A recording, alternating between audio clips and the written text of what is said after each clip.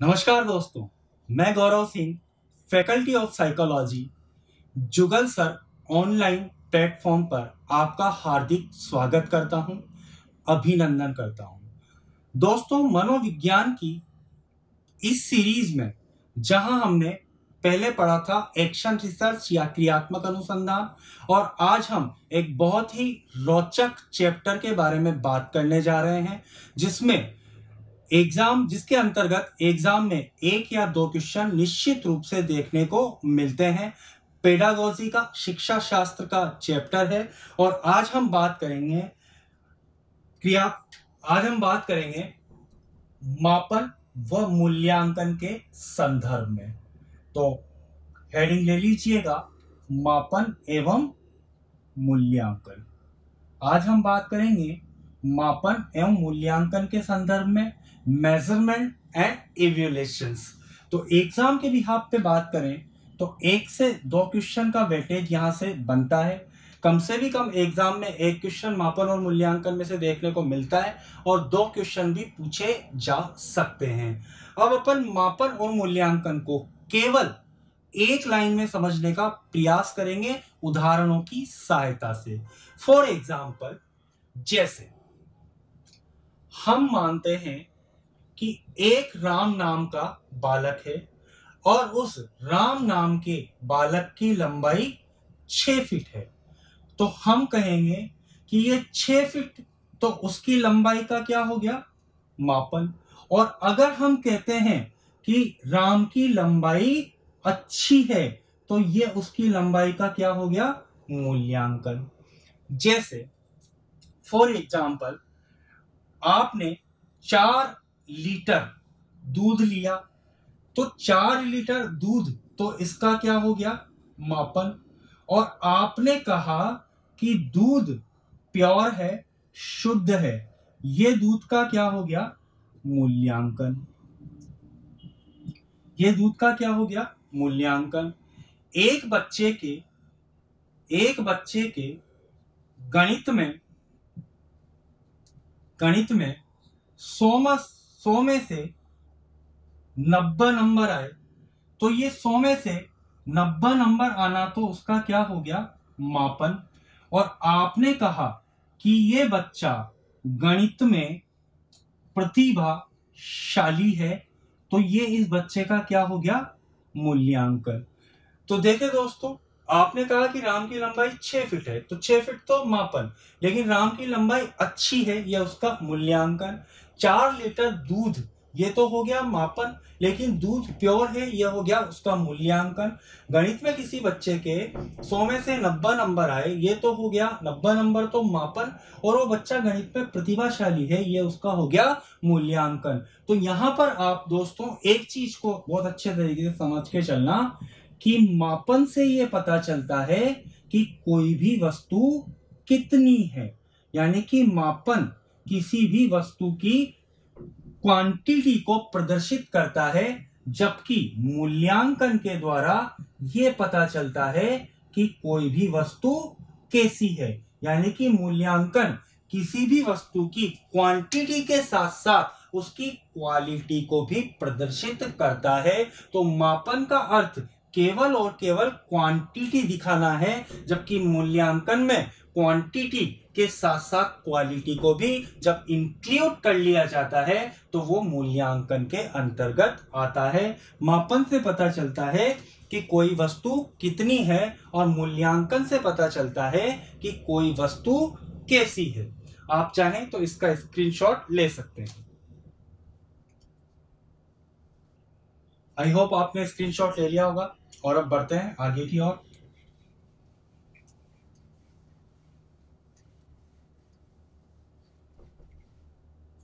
देखिए दोस्तों, अब हम बात करेंगे सबसे पहले मूल्यांकन के संदर्भ में।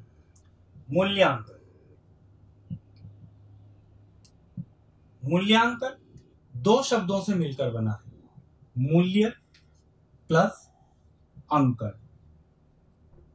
मूल्य प्लस अंकन। मूल्य का अर्थ है वैल्यूज, यानी कि गुण और दोष। वैल्यूज के अंतर्गत गुण भी आते हैं, दोष भी आते हैं। और अंकन का अर्थ है आकलन करना, आकलन करना, या जिसे सामान्य भाषा में हम सब कह सकते हैं जांच करना। आकलन का अर्थ है आकलन करना, अंकन का अर्थ है आकलन करना या जांच करना। और उपयोगिता के संबंध में निर्णय, उपयोगिता के संबंध में निर्णय, उपयोगिता के संबंध में निर्णय। देखिए दोस्तों, मूल्यांकन होता क्या है, अब यहां से समझते हैं। मूल्यांकन दो शब्दों से मिलकर बना है, मूल्य प्लस अंकन। मूल्य का अर्थ होता है वैल्यूज यानी कि गुण और दोष, और अंकन का अर्थ होता है आकलन करना या जांच करना। जब भी किसी व्यक्ति, वस्तु या शिक्षा के संदर्भ में बात करें तो उद्देश्य, तो जब भी किसी व्यक्ति, वस्तु या उद्देश्य के गुण और दोषों की जांच करके या आकलन करके उसकी उपयोगिता के संबंध में कोई भी निर्णय लिया जाता है, तो ये निर्णय लेने की प्रक्रिया क्या कहलाती है, मूल्यांकन कहलाती है। तो मूल्यांकन का शाब्दिक अर्थ है निर्णय लेना। किसी भी व्यक्ति, वस्तु या पदार्थ के गुण और दोषों की जांच करके उसकी उपयोगिता के संबंध में निर्णय लेने की प्रक्रिया मूल्यांकन कहलाती है। फॉर एग्जाम्पल, जैसे आपने चाय पी और चाय में बहुत अत्यधिक मात्रा में, काफी अधिक मात्रा में शक्कर डल गई। शक्कर डलना वैसे तो गुण है, लेकिन काफी अत्यधिक मात्रा में डल जाए तो वो उसका क्या हो जाएगा, दोष। अब आपने इस चाय को पिया, यानी कि आपने इसकी जांच की और आपने कहा कि चाय बेहद खराब है, तो चाय की उपयोगिता के संबंध में आपने क्या ले लिया, निर्णय ले लिया।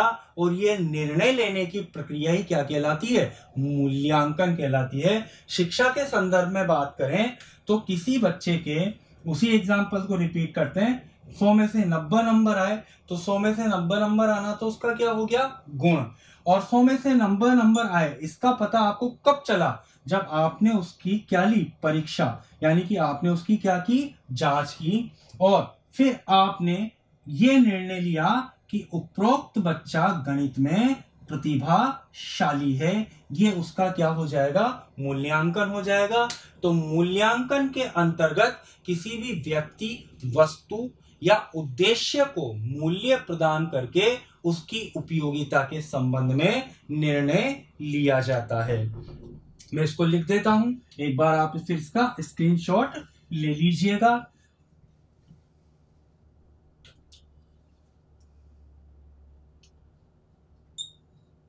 मूल्यांकन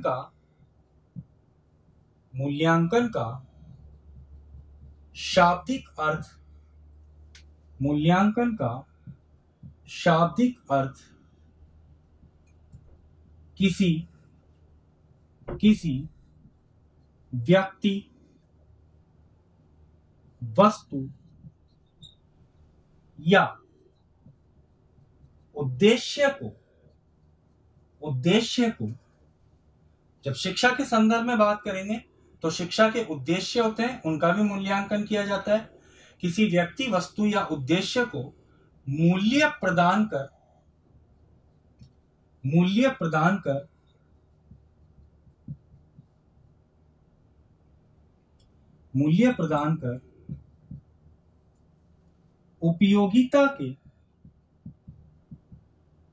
उपयोगिता के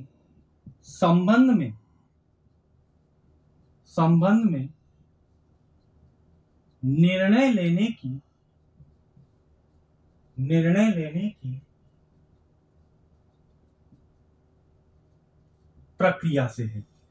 मूल्यांकन का शाब्दिक अर्थ किसी व्यक्ति, वस्तु या उद्देश्य को मूल्य प्रदान कर उसकी उपयोगिता के संबंध में निर्णय लेने की प्रक्रिया से है। यहाँ पर ध्यान रखना दोस्तों, मूल्यांकन एक निर्णय लेने की, डिसीजन लेने की प्रक्रिया है। अब शिक्षा में मूल्यांकन के द्वारा क्या निर्णय लिया जाता है, शिक्षा में मूल्यांकन करने का साधन परीक्षाएं ली जाती है। और शिक्षा में मूल्यांकन द्वारा क्या निर्णय लिया जाता है, शिक्षा में मूल्यांकन द्वारा निर्णय लिया जाता है कि बालक की शैक्षिक उपलब्धि कैसी रही, यानी कि first division, second division, third division. दूसरा जो निर्णय लिया जाता है वो लिया जाता है बालक अधिगम कार्य में किस सीमा तक सफल हुआ। बालक अपने अधिगम कार्य में किस सीमा तक सफल हुआ, यानी कि बालक ने कितना सीखा। और तीसरा जो निर्णय लिया जाता है वो है उद्देश्यों की प्राप्ति किस सीमा तक हुई, यानी कि जो शिक्षण के उद्देश्य होते हैं ज्ञानात्मक, भावात्मक और क्रियात्मक, उन उद्देश्यों की प्राप्ति किस सीमा तक हुई। और चौथा जो निर्णय लिया जाता है वो है कि उद्देश्यों की प्राप्ति के लिए अपनाई जाने वाली शिक्षण विधियां, उद्देश्यों की प्राप्ति के लिए अपनाई जाने वाली शिक्षण विधियां किस सीमा तक प्रभावी रही। उद्देश्यों की प्राप्ति के लिए अपनाई जाने वाली शिक्षण विधियां किस सीमा तक प्रभावी रही। तो शिक्षा में मूल्यांकन के द्वारा यह निर्णय लिया जाता है कि बालक की शैक्षिक उपलब्धि कैसी रही, बालक अपने अधिगम कार्यों में किस सीमा तक सफल हुआ, उद्देश्यों की प्राप्ति किस सीमा तक हुई, और उद्देश्यों की प्राप्ति के लिए अपनाई जाने वाली शिक्षण विधियां, शिक्षण सहायक सामग्रियां और पाठ्यक्रम किस सीमा तक उपयोगी हुआ। यहाँ पर शिक्षा में मूल्यांकन के अंतर्गत इन सभी तत्वों के एलिमेंट्स के संबंध में निर्णय लिया जाता है। आप इसका एक स्क्रीनशॉट ले सकते हैं। चलिए दोस्तों, अब बात करते हैं मूल्यांकन के प्रारंभिक परिचय के बाद अब हम बात करते हैं मूल्यांकन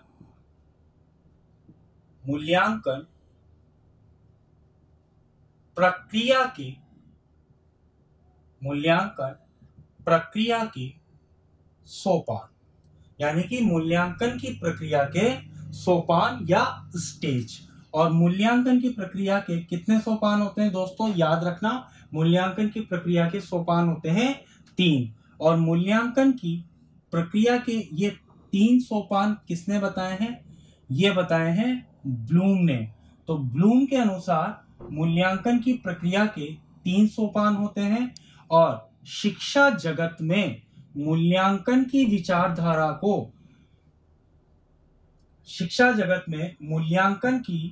विचारधारा को प्रतिष्ठित करने का श्रेय जो जाता है वो जाता है ब्लूम को। इसलिए इन्हें मूल्यांकन प्रक्रिया का जनक भी कहते हैं, क्योंकि शिक्षा में मूल्यांकन की प्रक्रिया को प्रतिष्ठित किया ब्लूम के द्वारा। और ब्लूम ने मूल्यांकन की प्रक्रिया के 3 सोपान बताए और इनको एक त्रिभुज के द्वारा प्रदर्शित किया है। 3 सोपान कौन कौन से हैं? जो पहला सोपान बताया है ब्लूम ने, वो बताया है उद्देश्यों का निर्धारण। दूसरा सोपान अधिगम अनुभव प्रदान करना। और जो तीसरा सोपान बताया है वो बताया है व्यवहारगत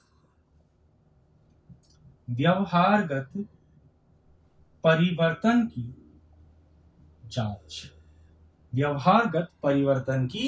जांच। तो बीएस ब्लूम ने मूल्यांकन के 3 सोपान बताए हैं: उद्देश्यों का निर्धारण, अधिगम अनुभव प्रदान करना और व्यवहारगत परिवर्तन की जांच। शिक्षण के अंतर्गत सबसे पहले तो उद्देश्यों का निर्धारण किया जाता है कि सिखाने के बाद बालक के कौन से पक्ष का मूल्यांकन किया जाएगा। ज्ञानात्मक पक्ष का 3 प्रकार के पक्ष होते हैं। शिक्षण के 3 उद्देश्य होते हैं: ज्ञानात्मक, भावात्मक और क्रियात्मक। ज्ञानात्मक, भावात्मक और क्रियात्मक। तो उद्देश्यों का निर्धारण किया जाता है कि सिखाने के बाद कौन से पक्ष का विकास होगा, ज्ञानात्मक पक्ष का विकास होगा, भावात्मक पक्ष का विकास होगा या क्रियात्मक पक्ष का विकास होगा। उद्देश्य निर्धारित करने के बाद अधिगम अनुभव प्रदान करने के अवसर दिए जाते हैं। देखो, अधिगम का अर्थ होता है सीखना, यानी कि व्यवहार में परिवर्तन। तो अधिगम अनुभव वे क्रियाएं हैं जिन्हें बालक अपने व्यवहार में परिवर्तन लाने के लिए कक्षा में करता है। यानी कि इन उद्देश्यों की प्राप्ति के लिए की जाने वाली क्रियाएं क्या कहलाती है? अधिगम अनुभव। व्यवहार में परिवर्तन लाने के लिए बालक जो भी एक्टिविटीज, जो भी क्रियाएं क्लास में करता है वो अधिगम अनुभव कहलाते हैं। और अधिगम अनुभव के बाद, चूंकि अधिगम का अर्थ है व्यवहार में परिवर्तन, तो जब सिखाने के बाद व्यवहार में क्या परिवर्तन आया इसकी जांच की जाती है, व्यवहारगत परिवर्तनों की जांच की जाती है। यह मूल्यांकन प्रक्रिया का अंतिम सोपान है। सबसे पहले उद्देश्यों का निर्धारण, उसके बाद कक्षाएं लगाकर बालक को सीखने के अवसर देना, और सीखने के अवसर देने के बाद इस बात की जांच करना कि बालक के व्यवहार में कितना परिवर्तन हुआ या नहीं हुआ, और नहीं हुआ तो क्यों नहीं हुआ। इन सब की जांच व्यवहारगत परिवर्तनों के अंतर्गत की जाती है। तो ब्लूम, जिन्हें मूल्यांकन की विचारधारा का जनक भी कहते हैं, और इन्होंने मूल्यांकन प्रक्रिया के 3 सोपान बताए हैं। अब मूल्यांकन प्रक्रिया के 3 सोपान बताए हैं ब्लूम ने, लेकिन मूल्यांकन शब्द को पाठ योजना में जोड़ने का जो श्रेय है वो जाता है हर्बर्ट स्पेंसर को।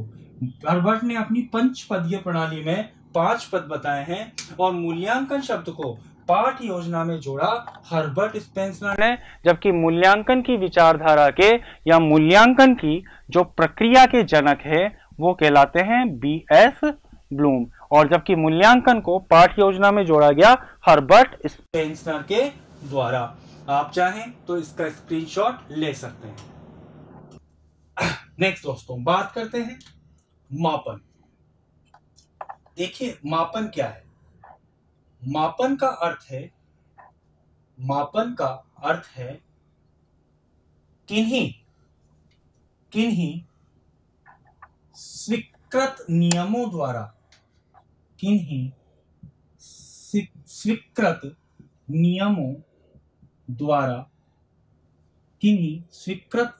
द्वारा वस्तुओं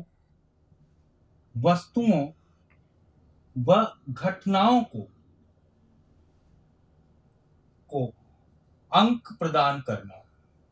किन्हीं स्वीकृत नियमों द्वारा वस्तुओं व घटनाओं को अंक प्रदान करना। देखिए, मापन का अर्थ केवल और केवल अंक प्रदान करना है, केवल क्वांटिटीज को बताना है। मापन किन्हीं स्वीकृत नियमों द्वारा, स्वीकृत नियम से तात्पर्य जैसे 10 में से 9, 100 में से 90, 50 का 10%, तो किन्हीं स्वीकृत नियमों द्वारा वस्तुओं घटनाओं को अंक प्रदान करना मापन कहलाता है। मापन का कार्य केवल और केवल क्वांटिटी प्रदर्शित करना है, और मूल्यांकन के अंतर्गत मापन और मूल्य दोनों को सम्मिलित किया जाता है। मापन के अंतर्गत केवल अंकों को प्रदर्शित किया जाता है, जबकि मूल्यांकन में मापन और मूल्य दोनों को सम्मिलित किया जाता है। मापन से पता चलता है कि कोई वस्तु कितनी है, जबकि मूल्यांकन के द्वारा पता चलता है कि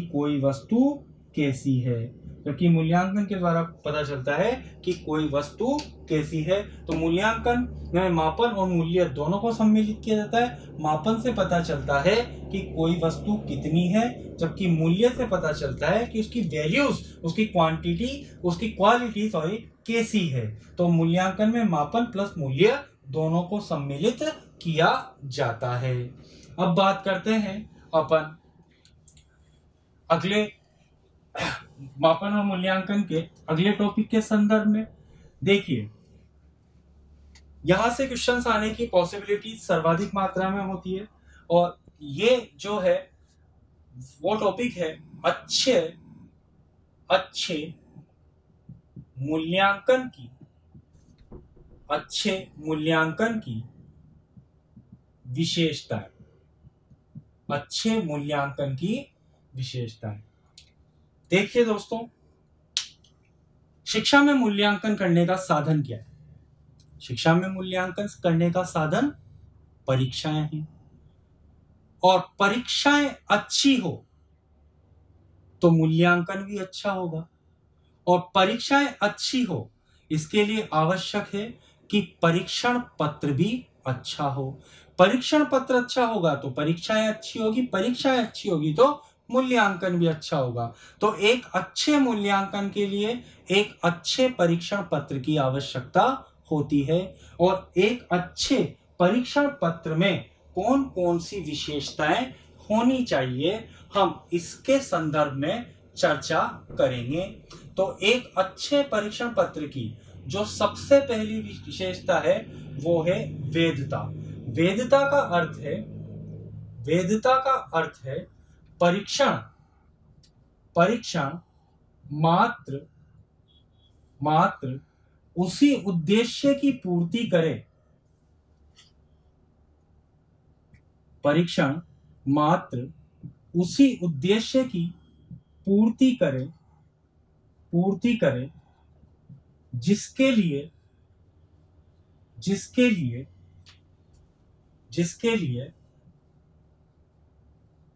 निर्मित किया गया है।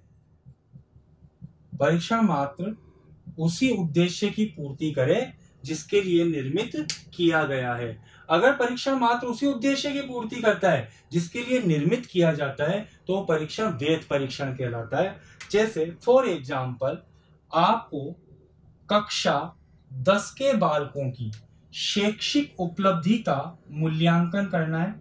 आपका उद्देश्य क्या है? कक्षा 10 के बालकों की शैक्षिक उपलब्धि का मूल्यांकन। उद्देश्य है कक्षा 10 के बालकों की शैक्षिक उपलब्धि का मूल्यांकन। और आपने अगर मूल्यांकन के लिए परीक्षण पत्र में 5वीं कक्षा से क्वेश्चन डाल दिए तो क्या वो मूल्यांकन वैध होगा?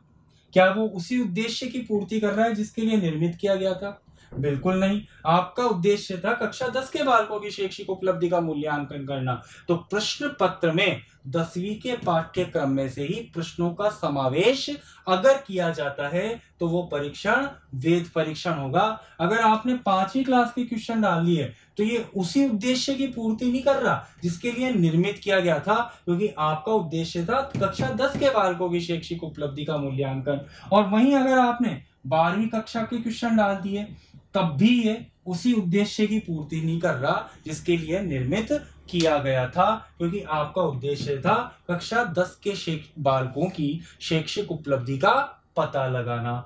तो जो आउट ऑफ सिलेबस जिसे अपन बोलते हैं कि आउट ऑफ सिलेबस पेपर आया है, उस आउट ऑफ सिलेबस पेपर में किसका अभाव होता है? वैधता का अभाव होता है, क्योंकि ये मात्र उसी उद्देश्य की पूर्ति नहीं करता जिसके लिए निर्मित किया गया है। अगर आपका उद्देश्य है कक्षा 10 के बालकों की शैक्षिक उपलब्धि का मूल्यांकन करना तो प्रश्न पत्र में प्रश्न भी 10वीं के पाठ्यक्रम के अनुरूप ही डाले जाएं तो वो परीक्षण वैध परीक्षण होगा। तो ये इसकी सबसे पहली विशेषता है, वैधता। परीक्षण उसी उद्देश्य की पूर्ति करे जिसके लिए निर्मित किया गया है।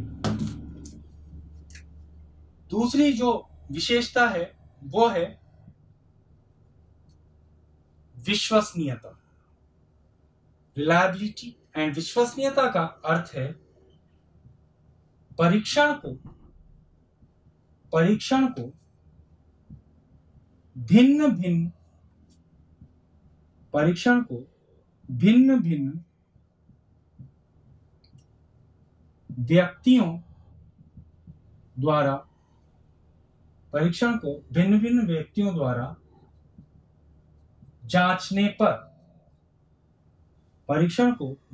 व्यक्तियों द्वारा जांचने पर परिणाम एक समान आना। परीक्षण को भिन्न भिन्न व्यक्तियों द्वारा जांचने पर परिणाम एक समान आना। देखिए, परीक्षण को कितने भी लोग जांच लें, किसी भी समय जांच लें, लेकिन अगर रिजल्ट अप्रोक्सीमेटली एक जैसे आते हैं तो परीक्षण कौन सा परीक्षण कहलाएगा? विश्वसनीय परीक्षण। फॉर एग्जाम्पल, जैसे आपका एक हिस्ट्री का टेस्ट हुआ और एक टीचर ने तो आपको दिए 100 में से 40, एक टीचर ने दिया आपको 100 में से 60 और एक टीचर ने दिया आपको 100 में से 80।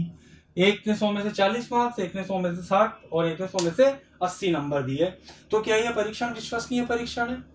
भिन्न भिन्न व्यक्ति जा रहे हैं लेकिन जांच रहे हैं, लेकिन परिणामों में क्या आ रही है? भिन्नता आ रही है। तो इस परीक्षण में किसका अभाव है? विश्वसनीयता का अभाव है।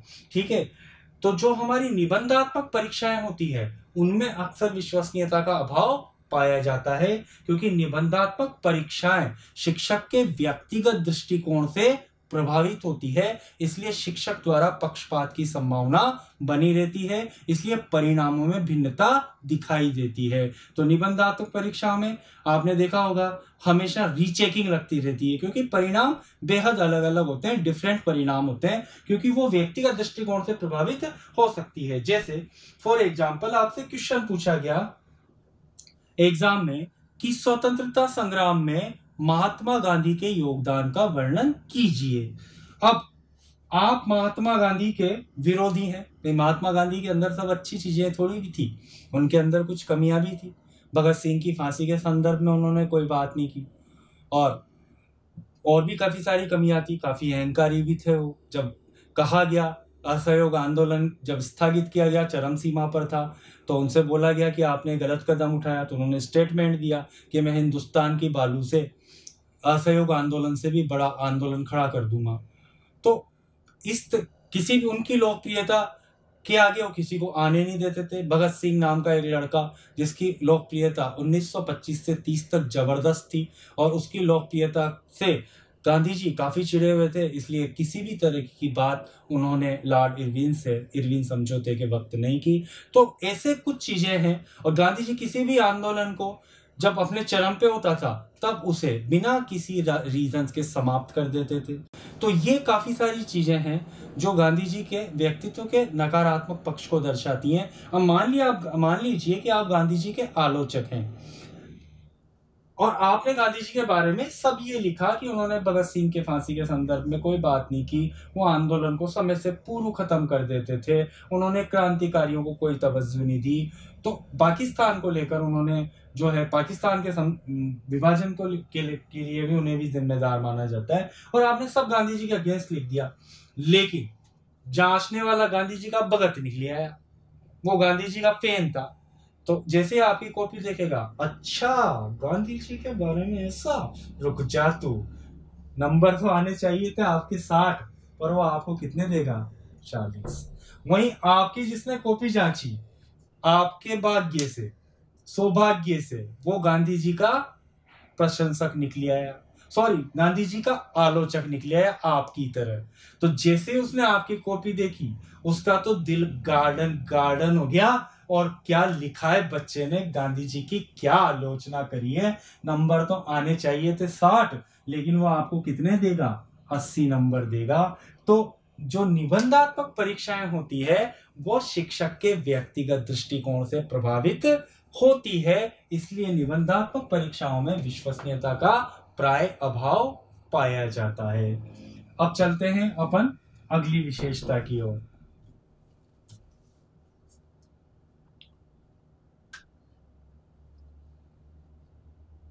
तीसरी जो विशेषता है वो है वस्तुनिष्ठता। वस्तुनिष्ठता, और इसका अर्थ है जिस प्रश्न का मात्र एक उत्तर हो तथा वही सही हो। जिस प्रश्न का एकमात्र उत्तर हो तथा वही सही हो, वो परीक्षण कौन सा परीक्षण? वस्तुनिष्ठ परीक्षण।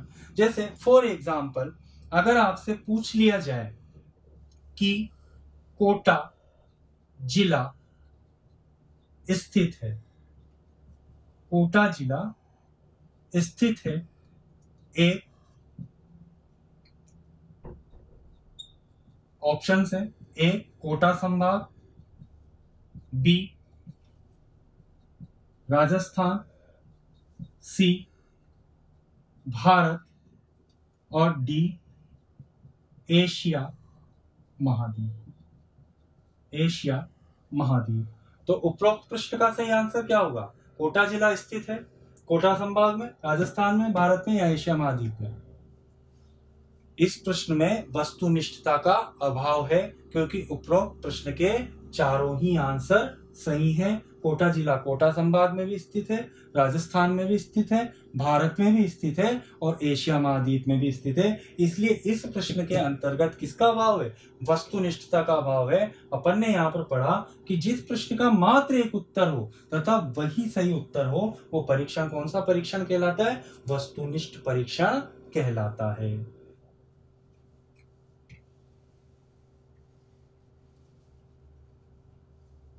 आप इसका स्क्रीनशॉट ले सकते हैं। अब बढ़ते हैं अगली विशेषता की ओर। नेक्स्ट, अच्छे मूल्यांकन की जो अगली विशेषता है वो है व्यापकता। व्यापकता का अर्थ है परीक्षण पत्र में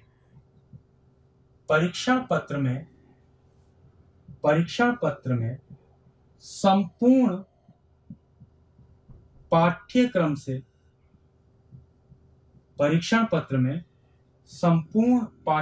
से प्रश्नों का समावेश। परीक्षण पत्र में संपूर्ण पाठ्यक्रम से प्रश्नों का समावेश। देखिए, व्यापकता का अर्थ है कि जो परीक्षण पत्र निर्मित किया जाए उसमें पूरे पाठ्यक्रम में से प्रश्न डाले जाएं, यानी कि परीक्षण पत्र पूरे पाठ्यक्रम का प्रतिनिधित्व करे तो परीक्षण कौन सा परीक्षण? व्यापक परीक्षण कहलाता है। और हमारी जो निबंधात्मक परीक्षाएं हैं उन निबंधात्मक परीक्षा में प्राय व्यापकता का अभाव पाया जाता है क्योंकि प्रश्नों की संख्या निबंधात्मक परीक्षा में कम होती है, इसलिए वो पाठ्यक्रम के आंशिक भाग को ही रिप्रेजेंट कर पाते हैं, उन्हीं का प्रतिनिधित्व कर पाते हैं। जबकि हमारी जो वस्तुनिष्ठ परीक्षाएं होती है उनमें व्यापकता का गुण अधिक मात्रा में पाया जाता है क्योंकि उनमें प्रश्नों की संख्या अधिक होती है, इसलिए वो पूरे पाठ्यक्रम का प्रतिनिधित्व कर लेते हैं। जैसे अगर आपके साइकोलॉजी का सब्जेक्टिव पेपर होता है, निबंधात्मक प्रश्न होता है, एक क्वेश्चन अधिगम में से डाल देगा, एक बुद्धि में से डाल देगा, एक क्रियात्मक अनुसंधान में से डाल देगा, एक व्यक्तित्व में से और एक समायोजन में से। बाकी के 5 क्वेश्चन आते हैं उसमें, बाकी के और चैप्टर तो रह ही गए। टीचिंग लर्निंग प्रोसेस रह गया, एनसीएफ 2005 रह गया, आरटी 2009 रह गया। तो निबंधात्मक परीक्षा पूरे पाठ्यक्रम का प्रतिनिधित्व नहीं कर सकती क्योंकि उनमें प्रश्नों की संख्या कम होती है। जबकि वस्तुनिष्ठ परीक्षण के संदर्भ में बात करें तो आपके रीट में 30 क्वेश्चन आने वाले हैं और 30 क्वेश्चन में प्रत्येक चैप्टर में से एक 2 क्वेश्चन डाले जा सकते हैं। तो वस्तुनिष्ठ परीक्षाओं में व्यापकता का गुण अधिक मात्रा में होता है, जबकि निबंधात्मक परीक्षाओं में व्यापकता का अभाव पाया जाता है। नेक्स्ट, अगली विशेषता देखते हैं।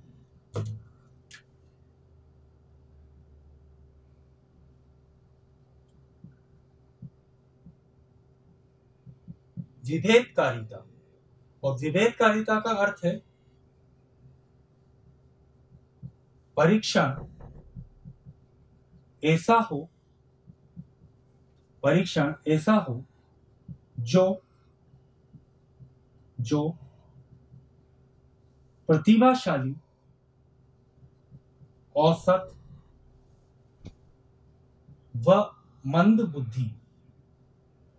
जो प्रतिभाशाली, औसत व मंदबुद्धि छात्रों में विभेद करे।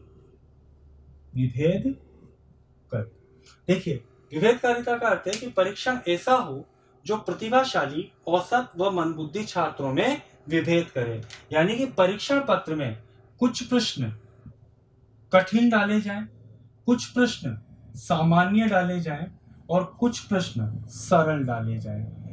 कठिन प्रश्न प्रतिभाशाली बच्चों का मूल्यांकन करेंगे, सामान्य प्रश्न औसत बालकों का मूल्यांकन करेंगे, जबकि सरल प्रश्न मंदबुद्धि का मूल्यांकन करेंगे। अब मान लो अगर प्रश्न पत्र में सारे प्रश्न कठिन डाल दिए जाएं तो भी औसत और मंदबुद्धि बालकों का मूल्यांकन हो ही नहीं पाएगा, क्योंकि वो तो कठिन प्रश्नों को सोल्व कर ही नहीं पाएंगे। और अगर सभी प्रश्न सरल डाल दिए जाएं तो प्रतिभाशाली बालकों का मूल्यांकन नहीं हो पाएगा। इसलिए परीक्षण में एक कोऑर्डिनेशन रखा जाना चाहिए, एक समन्वय रखा जाना चाहिए। परीक्षण पत्र में जब प्रश्न डाले जाएं तो कुछ प्रश्न बेहद कठिन डाले जाएं, कुछ प्रश्न सामान्य डाले जाएं और कुछ प्रश्न सरल डाले जाएं, ताकि सभी प्रकार के बालकों का मूल्यांकन संभव हो सके। नेक्स्ट, अगला जो है वो है स्पष्टता। अगली विशेषता अच्छे मूल्यांकन की स्पष्टता, और स्पष्टता का अर्थ है प्रश्नों की भाषा सरल तथा स्पष्ट हो। प्रश्नों की भाषा सरल तथा स्पष्ट हो। देखिए दोस्तों, प्रश्नों की भाषा क्लियर होनी चाहिए। कभी भी द्विअर्थी प्रश्न नहीं पूछने चाहिए जिनके दो अर्थ निकले या विद्यार्थी को प्रश्न की लैंग्वेज ही समझ में ना आए, ऐसे प्रश्न नहीं पूछने चाहिए।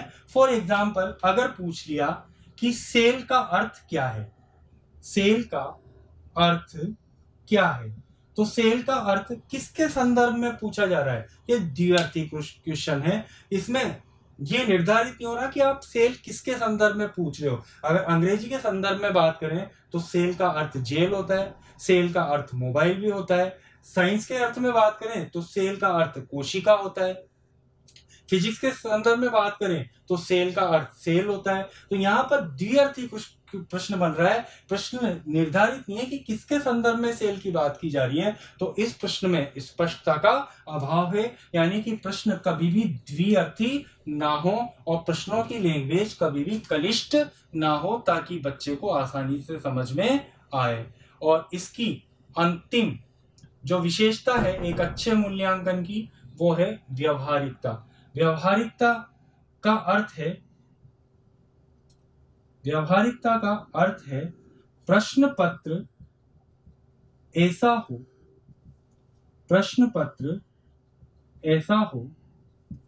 जिसमें छात्र अपनी समझ के आधार